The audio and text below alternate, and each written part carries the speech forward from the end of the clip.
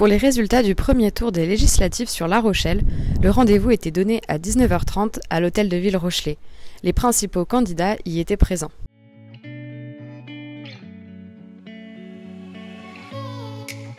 Dans la circonscription de La Rochelle-Île-de-Ré, la participation connaît une hausse de plus de 19 points par rapport aux élections législatives de 2022.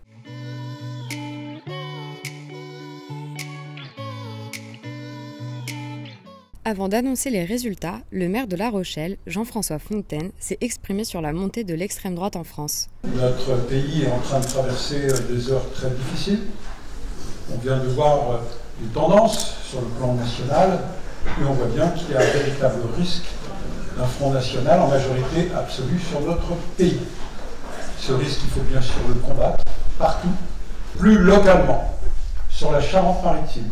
Ce que je peux vous dire ce soir, c'est que nous sommes la seule circonscription où nous sommes certains que le Front National n'enverra pas de députés.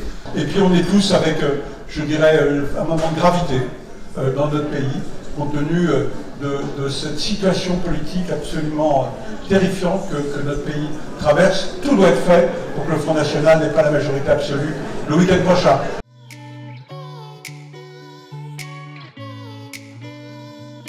La première circonscription de Charente-Maritime est la seule du département où le Rassemblement national n'arrive pas en tête. Olivier Falorni, député sortant d'Hiver Gauche, fait le plus haut score du département avec 45% des voix exprimées. Arrivé en seconde position, Jean-Marc Soubès, candidat du Nouveau Front Populaire, obtient 29% des votes. La jeune candidate du Rassemblement national, Emma Chevaux, obtient, elle, 22%, soit 13 points de plus qu'en 2022. On note une fracture entre les chefs-lieux et les communes de l'Île-de-Ré. Emma Chevaux, qui arrive en troisième position avec 19% des voix sur la ville de La Rochelle, obtient 24% sur l'Île-de-Ré, se classant en deuxième position derrière Olivier Falorni qui obtient 57% des votes. Malgré nos nombreuses sollicitations au cours de la soirée, la candidate du Rassemblement national, qui semblait intimidée par les micros et caméras, n'a pas souhaité répondre à nos questions.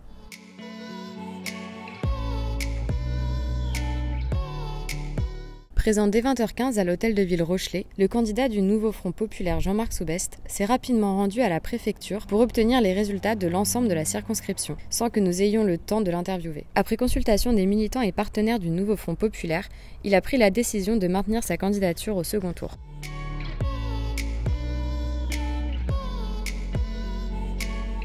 Le député sortant, Olivier Falorni, s'est adressé au Rété. Avant de revenir sur sa proposition de loi sur la fin de vie, il s'est dit ressentir un soulagement face aux résultats locaux.